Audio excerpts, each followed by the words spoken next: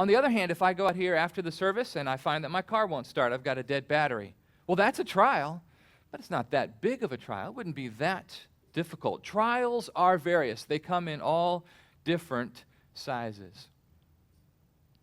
Now, if you and I, as followers of Jesus Christ, if we're going to respond rightly in trials, here's the first point of application. We've got to recognize when we're in a trial. See, if I don't even realize that my car not starting is a trial, well, I may not be very likely to respond rightly in that trial. See, we have got to see life through biblical eyes, through a biblical lens, and realize we encounter trials all the time. And every trial is an opportunity for us to respond rightly. Well, so how is it that we are to respond? James gives this command in verse 2 again. He says, "Consider it all joy." Now, the word consider here is a very mental word. It's a very thinking sort of word. View your trial. Regard your trial. Think about your trial as joy. Now, why is it that James uses a very mental word to describe our action? Well, because it's really unlikely in the middle of trials that our emotions are going to lead us in a godly direction. Woohoo! I'm in another trial. I've been waiting for this for weeks. I'm glad I'm here. No, we don't respond like that.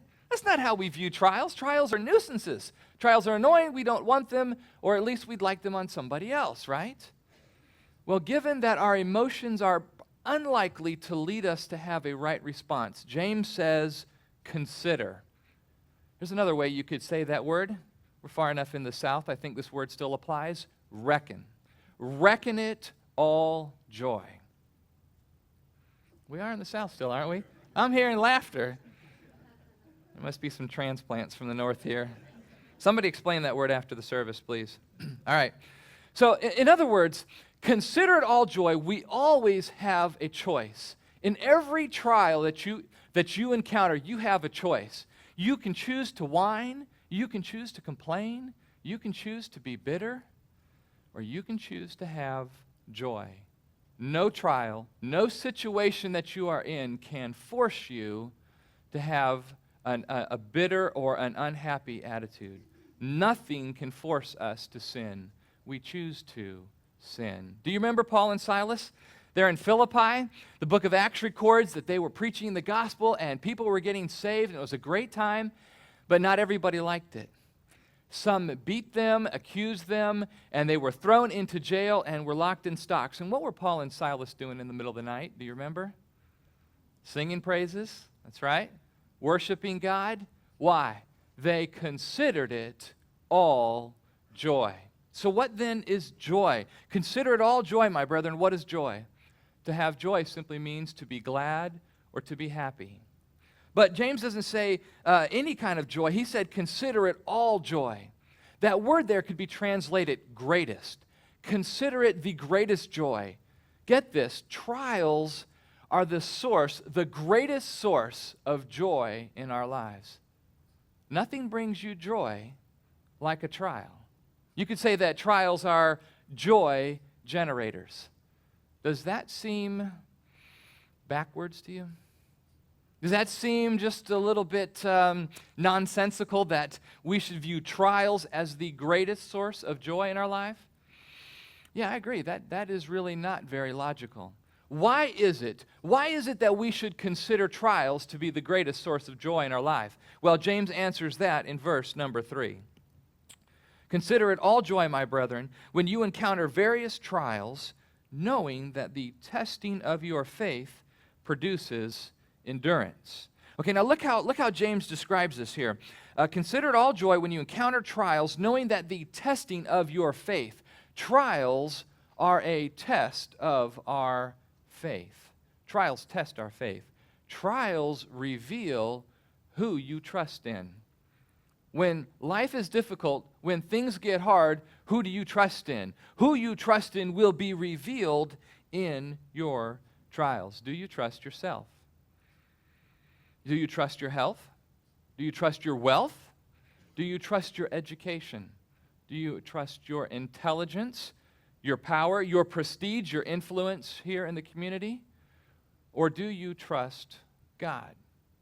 Now, whoever you trust in a trial will be revealed. It'll be obvious to you in a trial who you trust. And furthermore, it will be obvious to all the people who are around you as well. Knowing that the testing of your faith produces endurance. Well, what is endurance then? Endurance is the capacity to hold out or bear up in the face of a trial. Now, some translations have the word patience here, and that word's okay, but this idea of endurance here is more than just simply, okay, I'm going to grin and bear it, and I'm going to get through the trial. You know, if I just hold on, I'll make it. Endurance is more than that. Endurance is the character to persevere through a trial, specifically by trusting God. Did you catch that? Endurance is the character to persevere through the trial, specifically by trusting God. And what happens when the testing of our faith, what happens when we trust God during the trial? It produces more endurance. I've got a little graphic, a little chart that I put up here to show you. To see what's going on? We come into a trial. If in our trial we trust God, if we placed our faith and our trust completely in God to get us through the trial, what happens? That increases our endurance. What is endurance? Endurance is the ability to trust God during trials.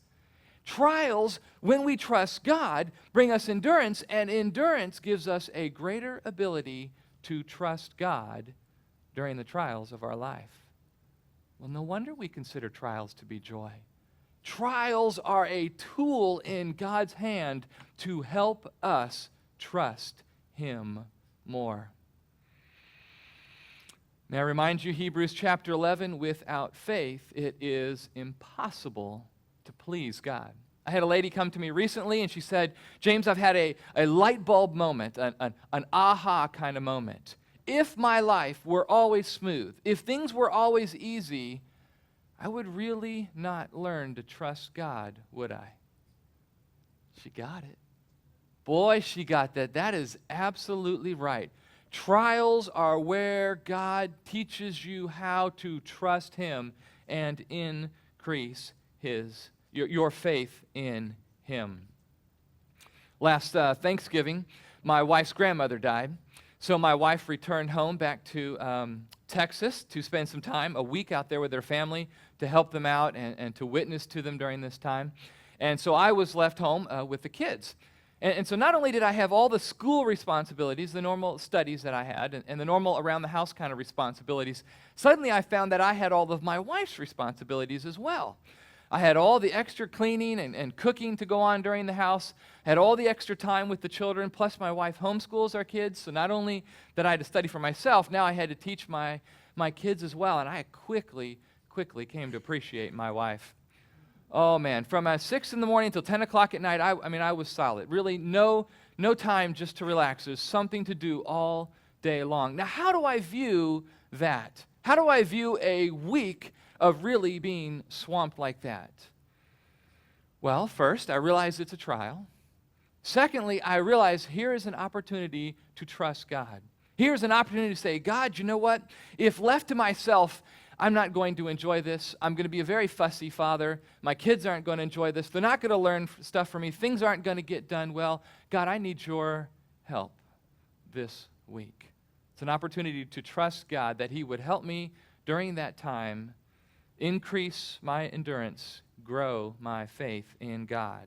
We trust God by considering our trials joy. Trials generate joy in our life. But there's a second reason this morning why we trust God. Number two, or how we trust God. Number two, we trust God by remaining in our trials. We trust God by remaining in our trials. Look with me at verse number 4. James said, "And let endurance have its perfect result, so that you may be perfect and complete, lacking in nothing." Now, do you see how that follows from the previous verse? I'm in a trial. The trial tests my faith. That produces endurance.